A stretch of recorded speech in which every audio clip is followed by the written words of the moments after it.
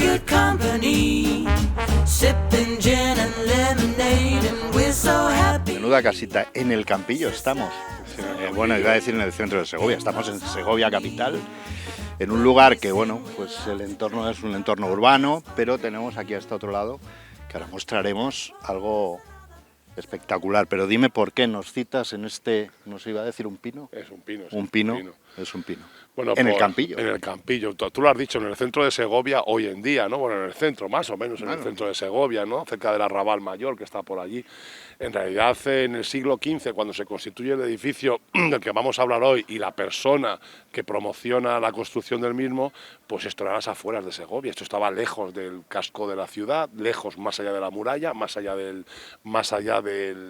arrabal principal. En realidad estamos en una dehesa, ¿no? El Campillo, que era como se llamaba, es donde el rey Enrique IV decidió construirse una casita en las afueras. Por tanto, era un lugar de recreo, es decir, la ciudad ha ido avanzando hacia este y ha rodeado este lugar de recreo, pero Enrique IV, que es de quien vamos a hablar hoy precisamente, venía aquí a retirarse en sus tiempos de ocio. Bueno, sobre todo venía a apartarse un poquito de la locura de la corte y del ejercicio de la política que le tocó vivir, ¿no? Yo creo que en el programa de hoy vamos a hablar un poquito del rey Enrique IV, pero vamos a hablar de esa persona, ¿no? y de los azares que tuvo que vivir y no del personaje, aunque también citaremos un poquito qué es el personaje, cómo se construye o qué idea tiene la gente hoy en día de lo que fue Enrique IV y qué supuso Enrique IV en realidad para la historia de Segovia. Eduardo, hablabas de personaje y de persona. No sé si a veces a lo largo de la historia se mezclan esos dos perfiles y de alguna manera no se da una imagen real de lo que fue real, por realidad y no por real de quien hablamos, pero no se es fiel a la realidad política, por ejemplo, de Enrique IV. Bueno, a la realidad en general, ¿no? Yo creo que la labor del historiador precisamente es eso, ¿no? Es apartar a los personajes y llegar hasta las personas, ¿no? En el caso de Enrique IV, sobre todo Enrique IV, o la reina Doña Juana, o su hija la princesa Doña Juana también, incluso la reina Isabel la Católica, están sometidos a un proceso de limpieza o de construcción de un relato histórico que lega al pasado, al futuro, trae del pasado al futuro una imagen completamente irreal de lo que fueron aquellas personas en su vida. Entonces, en el caso de Enrique IV, yo creo que es evidente que el rey, primero príncipe, primer y único señor de Segovia, yo creo que evidentemente es necesario el poder profundizar en esta persona, pero yo creo que nos vamos a ir hasta la puerta del maravilloso monasterio, hoy monasterio, para poder hablar un poquito del personaje antes de entrar a hablar de la persona. Nos vamos a acercar a esa casa del Campillo, a la casa del Campillo. Enrique IV. Hay muchos historietas que yo sé que tienen ese, no sé si decir morbo, decir, si no me hablan del personaje no me van a hablar de cotilleos, pero eso lo dejaremos para otro capítulo. Hoy vamos a destacar la figura, también la trayectoria política de este señor de Segovia. Si nos vamos a las puertas de su casa, venga, no nos las van a abrir, ya les digo, pero vamos a intentarlo. Ahora decimos por qué. Venga, vamos para allá.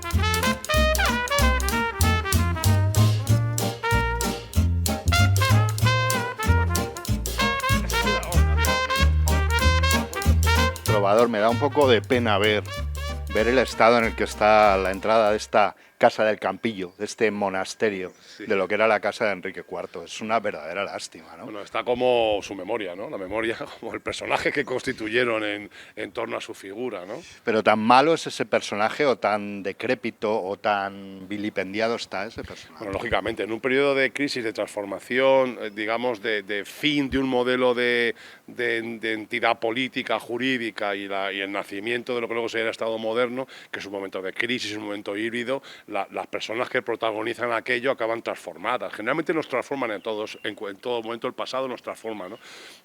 Cuando pasamos, digo, al pasado, ¿no? Pero en el caso de Enrique IV es tremendo. El personaje de Enrique IV, pues tenemos que hacer caso, por ejemplo, a Alonso de Palencia, que es el gran detractor de Enrique IV, pues un tipo de casi 1,90, desgarbado, cojo, que tenía una cojera, tenía una inclinación a meter el pie hacia adentro al andar, que cojeaba así al andar, incapaz de tener hijos, incapaz de tomar decisiones decisiones, dominado por sus esposas, dominado por los privados, incapaz de superar las situaciones, incapaz, por tanto, de reinar, y fruto de su deleznable reinado, la crisis en la que se ve inmersa la corona de Castilla, que solo es resuelta con la aparición de la reina Isabel la Católica, que de todos los reyes de finales del medievo, inicio de la Edad Moderna, es de largo la que más propaganda ha tenido en la historia. Pero si comparamos eso que nos acabas de contar, de describir del personaje, con la persona, decíamos, hoy vamos a hablar de la persona porque tendremos tiempo en otro capítulo de dar detalles personales, del cotilleo, de ese cotilleo que además de la historia sé que les gusta a nuestros historieter. Es una comparación muy drástica, quiero decir, porque él dejó un buen recuerdo para Segovia, es decir, un sello político interesante para Segovia. Bueno, Enrique IV es el rey de Segovia. Es decir, Juan II estuvo en Segovia, Enrique III con Catalina de Lancaster. En otros capítulos, en la temporada anterior, hablamos de él, de cómo afecta al Alcázar, ¿no? Juan I lo mismo, Enrique II se le muere un hijo en Segovia, ¿no? Y también forma parte de Segovia. Pedro I, que hablaremos en algún capítulo de él, se casa en Cuéllar, está en Segovia. Alfonso XI está en Segovia, está en Barsenia. Es decir, todo Segovia siempre está en torno a la historia, al motor de la historia del primero del Reino de Castilla y León y luego de la Corona de Castilla. Pero Enrique IV tiene la singularidad de que su padre le hizo señor de Segovia, y le hizo señor de Segovia siendo príncipe de Asturias, para que aprendiera a gobernar, para que cogiera experiencia. Eso que luego le pasa a Carlos III en el siglo XVIII, que se tira 25 años gobernando en Nápoles y luego es rey de España y se le conoce como uno de los mejores reyes de la historia, pues Enrique IV tiene esa misma experiencia, es decir, gobierna Segovia como señor, el único señor que ha tenido Segovia en su historia, además de los reyes. Entonces, esa experiencia le debía de haber valido para haber sido un buen gobernante. ¿Cuál es el problema? El proceso de transformación profundo que supone el siglo XV. Prometía más, por tanto, al principio de lo que luego consiguió, es decir, buenas maneras al principio.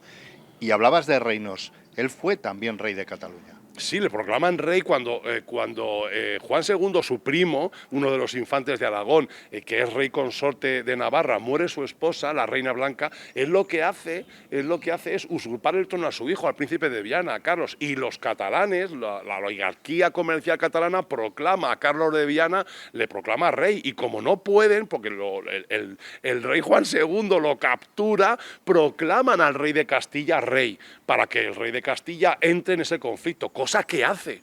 Es decir, un rey que es un mindundi, ¿vale? Entendámoslo así, que no tiene capacidad de decisión, no se mete en ese fregado. Y él se mete, ¿por qué? Porque entiende que es un momento de someter esa preeminencia o esa expansión y ese poder económico que tenía la Corona de Aragón, someterlo al poder de la Corona de Castilla. Y para suavizar todos esos momentos tensos que lógicamente vivía, se hizo esta casita en el Campillo. Una casita que, según reza en una placa que ahora mismo les vamos a enseñar, Monasterio de San Antonio del Real, antiguo Palacio Enrique IV. Primero su casa y luego se reconvirtió en monasterio. No sé si la entrada principal sería esta, por aquí pasaría Enrique IV, ¿no? Lógicamente, está la entrada a la Capilla Mayor. Bueno, él lo que hace en este paraje que se llamaba el Campillo, que estaba donde el Cristo diera dos voces, que decía mi suegra, ¿no? Pues se construye una casita de recreo, un palacio fuera del palacio principal, que es el Alcázar, que esto es algo también que copia de Granada, porque no nos olvidemos que en la Alhambra hay los palacios principales y luego hay un palacio de verano, ¿no? Una zona que está fuera digamos, de la locura de la corte, ¿no? Efectivamente, allí eso es lo que hace aquí Enrique IV, se construye una casita para poder venir aquí. Una casita que luego, como en casi todas estas construcciones, la casita conlleva a unos monjes, a unos frailes, para que tengan iglesia, tengan ese trajín que tanto gustaba para el retiro, los claustros para relajarte, la reflexión, la misa, la introspección, ¿no? Alejado de la locura de la corte. Y eso es lo que hace aquí. Y crea una casita, un palacio magnífico, un palacio que es probablemente la joya mudéjar principal de Segovia, y a la vez colindante crea un pequeño monasterio que entrega a los monjes franciscanos, porque los Trastama tienen una relación interesante con el franciscanismo, pero yo creo que eso lo vamos a contar en otro lugar. Aquí yo creo que significativo sería echar un vistazo a esta maravillosa puerta, ¿no? A esta portada de estilo estilo gótico, yo incluso diría que casi está isabelino, ¿no?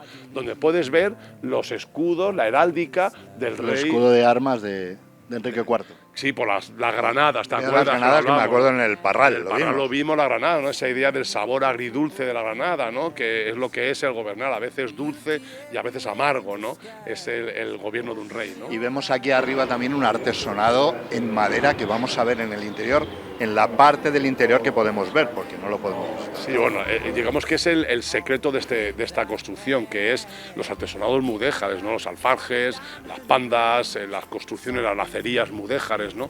Que yo creo que las limas de mahomares, yo creo que esto es lo absolutamente esencial de este edificio, que son los restos o las construcciones mudéjares auténticas y originales más importantes de Segovia, y a día de hoy el único conjunto mudéjar que pervive del siglo XV, porque todo lo demás ha sufrido destrucciones, desaparición y transformación. Es bueno que les contemos que no podemos entrar porque a día de hoy, cuando estamos preparando este capítulo de Historietas de Segovia, el monasterio se encuentra cerrado. Lleva aproximadamente 1 año y medio cerrado y hasta dentro de unos meses no podremos tener acceso. No está en muy buen estado, el interior, sobre todo en su ciudad, no está en muy buen estado. No vamos a poder entrar, pero sí una parte la vamos a poder ver y ahora les contamos por qué. Si te parece, nos vamos para allá. Sí, vámonos para allá, vamos a disfrutar. Oye, como decía tu suegra, donde Cristo dio las dos voces. La mía decía algo mucho más... ¿Qué decía? Donde Cristo perdió el mechero. No, vamos en Cristo menos... dio las 2 voces, yo sé que 2 voces vale. dio Cristo allí, ¿no? Sería cuando perdió el que mechero. voy. Que digo, perdió el mechero.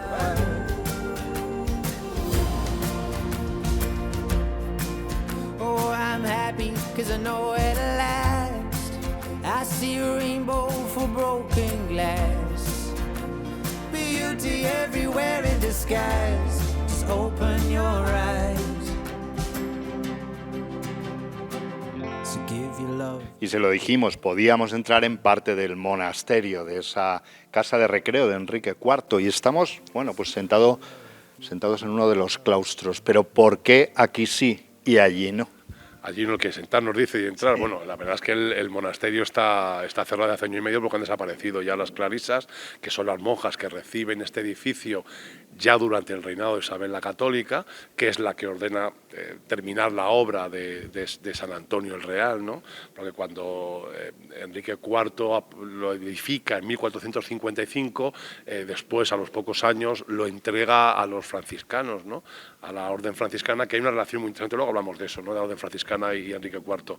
En 1468 se termina la fase final de la construcción y luego a partir de 74, que es cuando ya fallece, también hablaremos del fallecimiento de Enrique IV. Dentro de muy poquito. Claro, entonces Isabel la Católica ordena la finalización de la obra y entrega el edificio, saca a los franciscanos y lo entrega a las monjas clarisas. Entonces queda el edificio...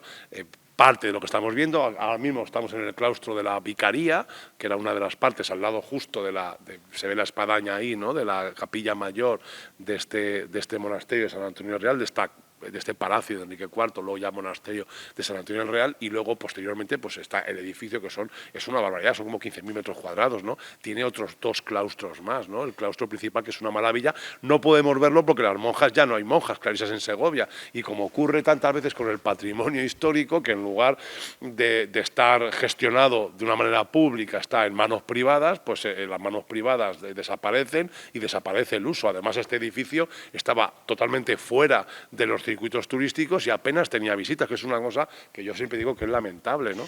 Quería preguntarte cómo preparaba Enrique IV, si es que lo preparó, su sucesión, si pensaba en algún momento. Bueno, es uno de los problemas serios, ¿no?, del reinado, y creo que es la fazaña, el fecho de la sucesión al reino. Yo creo que ocupa los últimos 7-8 años de su reinado de una forma muy complicada, ¿eh? Hay que tener presente que él, de esto hablaremos en otro de los capítulos, ¿no? Él tuvo problemas para tener descendencia, él tuvo 2 esposas, primero Blanca de Navarra y luego Juana de Avís o Juana de Portugal, solo consiguió tener un heredero, que es la princesa doña Juana. Bueno, en términos generales, fíjate, yo te diría que el problema esencial del final de su reinado es este, pero es este por el cuestionamiento político en el que él se mueve los últimos 10 años de su reinado, que es cuando rompe su relación con el privado, que el privado es Juan Pacheco, del que hablamos ya en el Parral, ¿no? Entonces, esa ruptura política más la presión que viene primero de Portugal por la familia que ha entroncado allí y luego, sobre todo, con Aragón, que es también muy complicado el momento para la corona de Aragón, con el ascenso al trono de Juan II y ese enfrentamiento por las posesiones y los intereses económicos que tenían esos aragoneses, que como te he dicho, eran prácticamente segovianos, ¿no? Porque unos habían nacido en Medina del Campo, otros habían nacido en Peñafiel, ¿no? Entonces, básicamente había ese problema inherente al reinado de este tipo. Entonces, la sucesión es esencialmente el problema que más trasciende del reinado de Enrique IV y no, en realidad, la gestión de la transformación del modelo, digamos así, del sistema político en el que estaba inmerso. Volviendo al escenario en el que nos encontramos, escenario histórico, como siempre en Historietas de Segovia, este lugar es un bien catalogado, es un BIC. Es un bien de interés cultural de los años 30, como el Parral, que es antes del 14, me acuerdo, creo que dijimos en el Parral, y por ejemplo el Palacio de Balsaín, que es en el 28. Se declaran bienes de interés cultural para protegerlos, preservarlos, para que no se especule y se destruyan.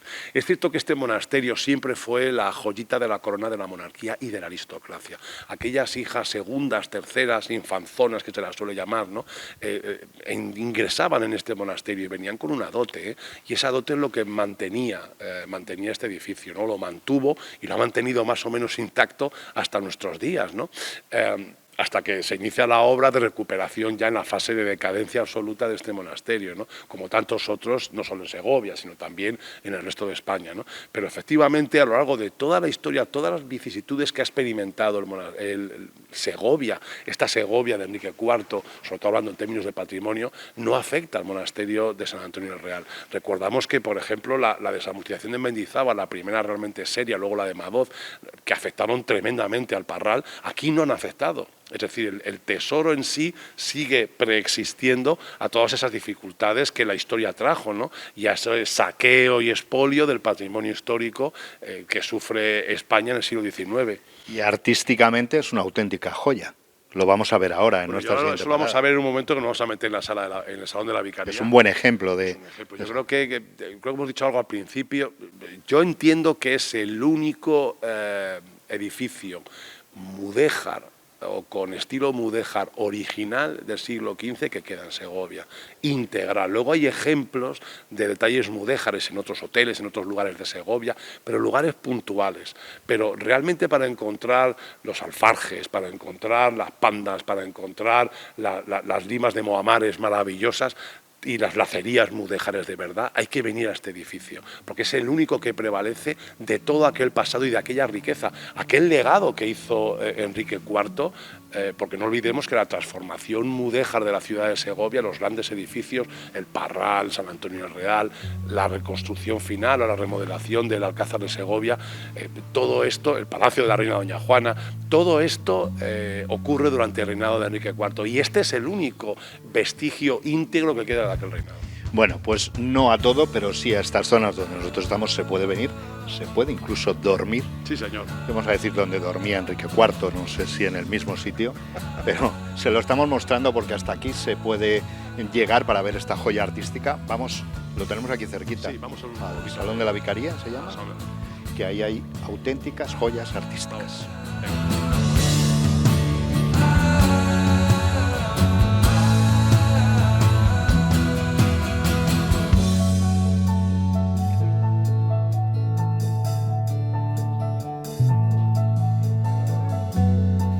Bueno, Salón de la Vicaría, decíamos, es una buena muestra de la riqueza artística de este lugar. Sí, sí, sí, del alfarje, ¿ves? ¿Alfarje? No, a ver, me está liando. Alfarje. Alfarje, ¿seguro? Bueno, lo que se llama ¿No será aljarfe? Un entramado de madera, con decoración, polícromo, que es propio de este tipo de arquitectura o de estilo de aire mudéjar que predomina en este edificio, que yo creo que es la singularidad absoluta, ¿no? Estoy viendo unos escudos, veo el escudo de los Reyes Católicos y veo al lado el yugo y las flechas. Sí, bueno, porque recuerda que dijimos que en la fase final, a partir del 68, de 1468, empieza el proceso de finalización de lo que es el monasterio de San Antonio el Real, y se finaliza durante el reinado de Isabel de Castilla, ¿no? Isabel I. Y es muy interesante que es ella la que cambia la advocación y pasa de ser un monasterio de frailes franciscanos a ser un monasterio de monjas clarisas que son franciscanas. No nos olvidemos que las clarisas son franciscanas también, ¿no? Son las últimas que estuvieron, que lo hemos comentado antes, Sí. hasta hace año y medio aquí en Segovia. Ahora se han trasladado a Toledo. Hemos tenido oportunidad de hablar con ellas preparando este programa y están en Toledo. Quería seguir avanzando un poco hacia el final de la vida de Enrique IV, porque hay cosas que contar, ¿no? Que se dice, se comenta, pero no sé si absolutamente demostrado cómo fue su final. Bueno, la verdad es que hemos hablado de la propaganda, ahí que está el escudo de los Reyes Católicos, bueno, sobre todo la propaganda de Isabel la Católica que vemos en todo el edificio, en toda esta zona. Bueno, pues la propaganda dice que muere de enfermedad, de esos padecimientos, esa debilidad que se muestra. Bueno, cuando uno lee a Hernando del Pulgar, que es uno de los biógrafos, pero es un biógrafo y agiógrafo de Isabel la Católica, ¿no? Agiógrafo. Agiógrafo, sí, que lo que hace es contar su vida para bien, ¿sabes? No un biógrafo que cuenta su vida tal y como es, ¿no? Entonces lo que hace es propaganda de la reina Isabel. Es uno de los que menos claro está, pero sí que se ve evidente, ¿no? Él nos cuenta cómo se muere, ¿no? Pues probablemente de la enfermedad, resultado de su debilidad. Muere con 50 años, ¿eh? Muere a una edad temprana, incluso para aquella época, ¿no? Si uno recoge el testimonio que aparece, yo creo que es en las crónicas de Diego Enrique del Castillo, que es el cronista de Enrique IV, segoviano, por cierto, no nos olvidemos de él, que está enterrado, yo creo, que en la iglesia de San Quirce. Bueno, pues la princesa doña Juana cuenta que su padre muere entre vómitos de sangre y con la lengua hinchada. Eso es muy significativo. Eso es señal de envenenamiento por arsénico, ¿no? Que genera una gastroenteritis brutal sangrante y es propio de ese envenenamiento, que por otra parte también aparece en cómo muere el hermano pequeño, el famoso Alfonso Inocente, que es al que proclaman los nobles rebeldes contra Enrique IV, liderados por Pacheco, por el marqués de Villena, en Ávila, la farsa de Ávila. Este Alfonso Inocente, este Alfonso XII, también muere con síntomas parecidos a su hermano. Está detrás la mano de la reina, de la entonces infanta y luego princesa y después reina Isabel, o de su grupo de poder para eliminar candidatos. Pues evidentemente tenemos que entender que no es tan pasiva la personificación hacia el trono de la reina Isabel o de la infanta o de la princesa Isabel, como en realidad parece ser que fue. Ahora, demostrar que murió envenenado, Gregorio Marañón, el famoso médico y académico, exhumó la momia de Enrique IV, que está enterrado en Guadalupe, y estudió las carencias y los problemas que tuvo. Él confirmó esas enfermedades que hemos dicho, la enfermedad, el mal de Ijada, es decir, el hígado, el problema de riñón, esa altitud que tenía enorme, la malformación que tenía en las partes bajas, ¿no? Que ya hablaremos de ello en otro programa. Pero no encuentra en todas aquellas enfermedades, aquellas dolencias, una causa probable de muerte, ¿no? Por lo que el envenenamiento cabría, ¿no?, como una de las posibilidades para entender el final de Enrique IV. Era el momento en que debía morir. En diciembre de 1474 es el momento en que Enrique IV debía fallecer, por tanto fue un rey muy bien mandado, es decir, porque se murió cuando tenía que morirse, ¿no? Porque esto de saber morirse, amigo, querido Goliardo, es todo un arte, ¿eh? Morirse en el momento adecuado, vivir también es un arte. Nosotros vivimos contándoles la historia gracias a Eduardo y estando en los escenarios como este, que podemos recuperar, que podemos vivir y que vamos a contar porque está como está esta parte del monasterio. Decíamos, les apuntábamos a ustedes que es un hotel actual, el Hotel San Antonio del Real, hotel-restaurante magnífico, desde luego.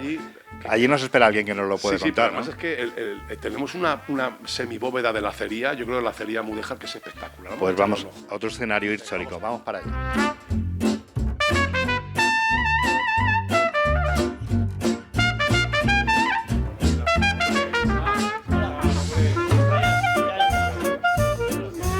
Isaac Martín, propietario del hotel-restaurante San Antonio del Real. Gracias por recibirnos aquí.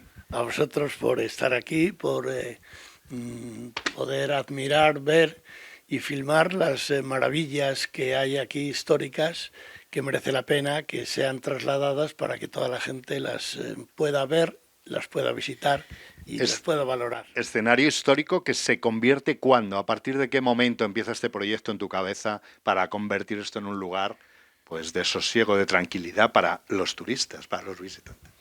Pues en la vida todo tiene una historia y una causa. Yo soy nacido en Nava de la Asunción, estudié en Segovia, en el seminario, posteriormente estudié en Madrid, hice Filosofía y Letras, fui profesor de Historia del Arte, de Literatura, de asignaturas relacionadas con la historia y con las civilizaciones, y evidentemente yo conocía algo San Antonio del Real, pero me intrigaba, me inquietaba el poder hacer algo en mi ciudad y en mi provincia. Y entonces, bueno, pues en el año 1998 yo tengo mi primera reunión con las monjas, las hermanas clarisas, y les propongo que quiero hacer algo, que me digan qué espacios tienen disponibles, las huertas, parte que tenían desocupado de inquilinos y tal, y bueno, pues me ofrecen esto, me presentan esto, y de la mano del arquitecto Alberto García Gil, pues es el que de algún modo, y de un modo total y absoluto y exclusivo, dirige un proyecto para intentar rehabilitarlo, restaurarlo, porque eran edificaciones que parte procedían del siglo XV, de 1455, del rey Enrique IV, que Enrique IV pues directamente se lo cede a los hermanos franciscanos observantes, dado que había una determinada disputa entre los observantes y los claustrales, y entonces pues admite que se vengan aquí los observantes, y durante un tiempo, hasta que realmente muere, incluso después, hasta 1488, estuvieron aquí los observantes. Bueno, pues escenarios históricos, decíamos, gracias a ese proyecto, ese trabajo, un sueño cumplido, de trabajar en un escenario como este, y esos espacios que hemos ido conociendo y que vamos a seguir conociendo ahora. Yo creo que lo que se impone es que sigamos con Isaac ahora, que nos explique un poquito de aquella parte que no hemos visitado, pero yo con un vinito, pues ya hemos hablado mucho. Lo vamos a hacer con un vino porque hay un espacio muy especial, que es el restaurante. Allí vamos, pero el restaurante que sigue siendo un escenario histórico. ¿Nos vamos para allá? Muy bien, fenomenal. Venga, vamos. Vámonos para allá.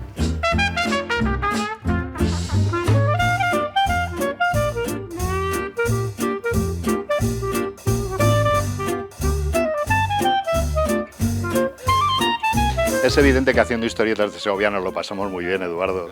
¿Cómo les vamos a mentir a ustedes decirles que llevamos toda la mañana sufriendo? Estamos en un sitio de lujo, vuelvo a repetir, en escenarios históricos, y tengo que agradecer a Elena Bayón del Hotel Restaurante San Antonio del Real que nos haya recibido y ayudado a coordinar toda esta grabación. Muchas gracias. Gracias a vosotros, y ha sido un verdadero placer teneros aquí. Bueno, te aseguro que volveremos donde hay buen vino. Aquí está el equipo de historietas de Segovia. Isaac, decía yo, escenario histórico de nuevo, estamos en el restaurante, pero estamos en un lugar, bueno, escrito en la historia, aquí han pasado muchas cosas. ¿Dónde estamos? Efectivamente, efectivamente.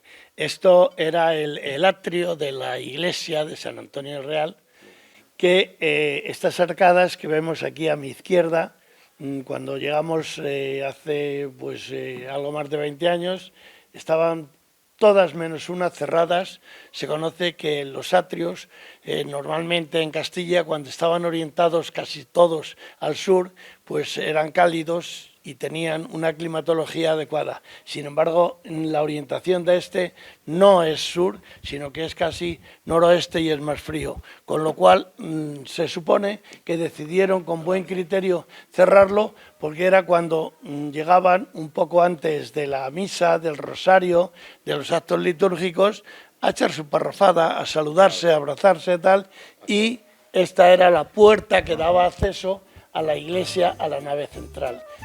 Uno tiene que reflexionar que de no ser por esta hostelería, este edificio, por ejemplo, estaría echado a perder, ¿no? Y esa labor de preservación del patrimonio que suele hacer la hostelería en este país, pues oye, bienvenida sea, ¿no? Porque si puestos a perder San Antonio del Real, a que se hunda, que desaparezca, si es un hotel magnífico y además hay buenas viandas y buen vino, pues mira, bienvenido sea a preservar el patrimonio. Pues como bienvenida a Vero, nuestra juglara, que tiene aquí su silla, como siempre, para este brindis final que hacemos con los amigos del Hotel Restaurante San Antonio del Real. Como siempre, por Segovia, que mola un montón.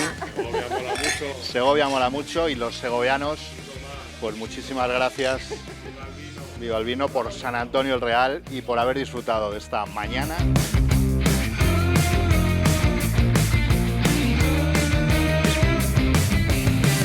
O sea, no hace falta que le ponga aquí la cachuela, se nos oirá bien. Sí, bla, bla, bla, bla, bla, bla, bla, bla, bla, bla, bla. Así, un poquito más sexual.